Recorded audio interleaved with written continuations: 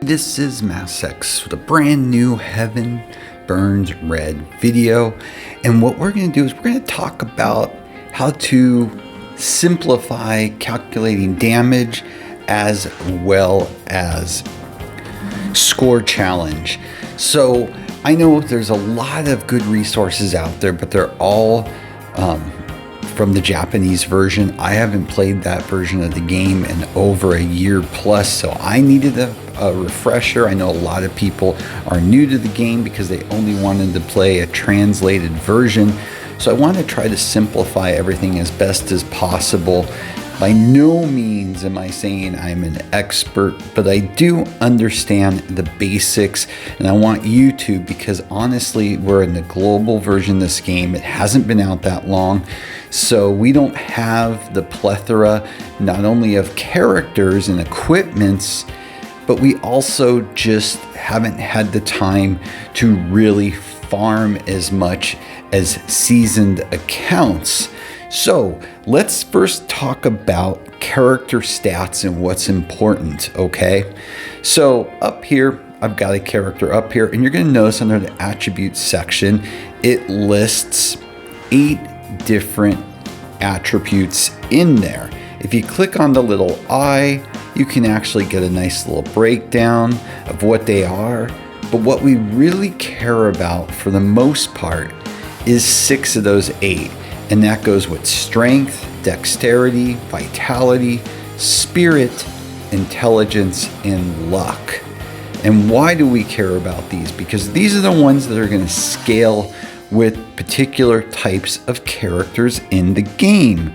For instance, strength, which is probably the most obvious of all of them, okay?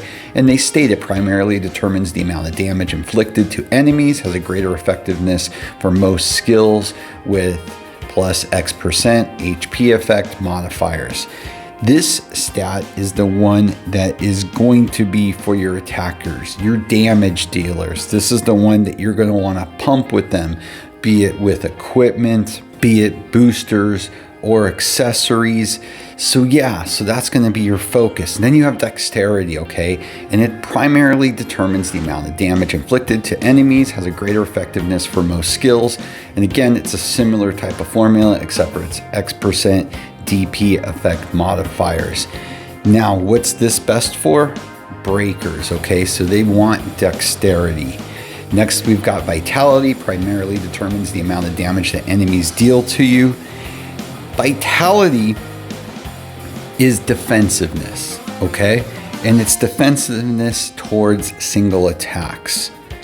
Then you've got spirit, very similar to vitality, but this has to do with AoE, okay? So it's your defensiveness to AoE. Then you've got intelligence, which again primarily influences the effectiveness of healing, buffing, and debuffing skills. Pretty self-explanatory. So your buffers, your debuffers, your healers are gonna want intelligence. And last is luck, and it primarily influences the likelihood of landing debuff or probability-based skills. So again, your debuffers are really gonna want that. Now, how do you build this up? Well, of course, you're leveling your characters, your passives, etc. But right to the right, you can see it says apply equipment. If I take that off, you can see how drastically these numbers fall off. If I do that again, boom, it goes up significantly. And that's with your boosters, and that's with your accessories. And again, as we progress in this game, we're going to build more. You're going to fill this all up. But again, understanding that, so your main characters that you're starting with, you're going to want to focus on these, and you're going to want to attach those boosters and accessories that are going to help the most for that particular type of character. Now, when it comes to how to understand damage in this game, it can get pretty heavy duty broken down. If you go on the wikis that are out there, you can see the actual breakdowns and discussions, but in its most simplest form, okay, you're basically looking at that HP, DP bonus, and the skill potency. Those begin the formula, but we're not going to worry about that right now. We're going to keep this simple. Then you have your critical multiplier. Then you have your break multiplier. Then you have your equipment bonuses. Then you've got your elemental weakness, your elemental field bonus, and then of course your buff and debuffs, which then equal your final damage. Now the things that stick out the most for you, of course, is the break, your equipment bonuses, and the elemental weakness when you're starting out the game, and critical multipliers. Critical, we know it. If you've played any other gacha games, any other games period, you know how important crit could be. So when it's early on, you're going to want to, those are the things that you really want to think and focus on. Now, one of the nice things is when you do score challenge at the end, is it does break apart a certain part of it, and at least how you're acquiring your damage. So it will tell you your target, the difficulty score bonus that you're getting, the turn bonus, the special bonus, if certain things don't happen, as well as the highest turn damage bonus. And then of course, the higher the difficulty, the more bonuses you're going to get. So when you go into score challenge, you're going to be able to set the difficulty, but when you start your first time, the highest you're gonna be able to go is 30. And then each subsequent one, you can go up another 30 to 60, and of course 90. And then from there is when it all gets real dicey for you. And you even have intensity where you can even add more difficulty to it for you. And if you can win, of course, your scores are going to be higher. Now, one of the nice things with score challenge though is you don't have to go to the top of the top to be able to get all the rewards.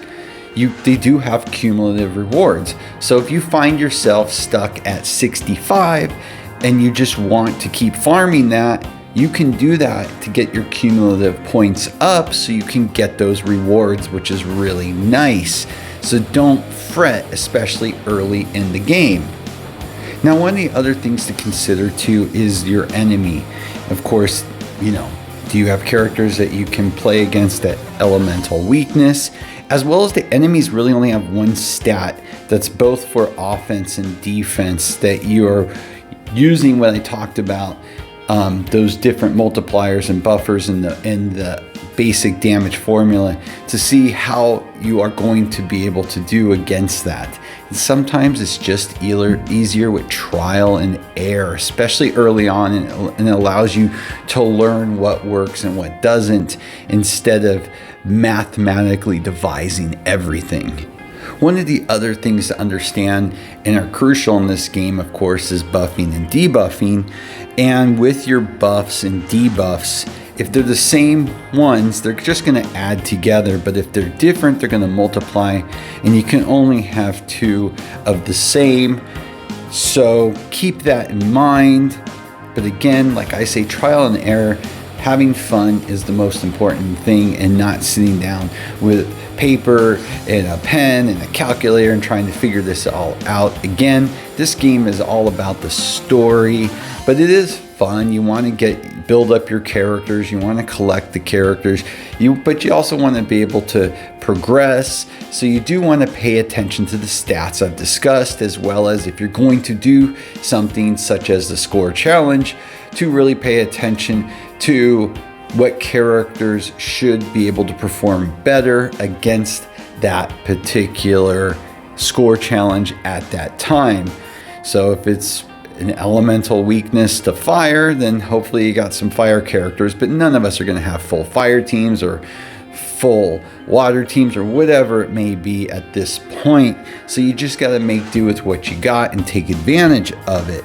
Now, when you are doing the score attack, though, one of the things to keep in mind, because you are trying to build and build and build to do higher damage, is really setting up your team with the appropriate different types of characters that you need. So, for instance, 2 buffers, 2 debuffers, an attacker or a blaster, your damage dealer. And And of course, a healer is probably optimal. Now, again, if you don't have 2 debuffers built up, then substitute in. That's the whole point. It's early in the game. You're still building your characters. What I really want to stress in this video is not only just a basic understanding, but also too, it's a game. Have fun. You know, most people are in this to enjoy the story because it's well written and it's fun to play through. And we've been lucky because we've already gotten multiple chapters so quickly. But there's all these side things to do in reference to the game. And of course, if you're playing, you probably want to go ahead and get your rewards, be able to build your characters up. So in 6 months to a year. And that's really what I want to get out there the most is take your time. You're here to enjoy the game. Just experiment. There's plenty of videos out there.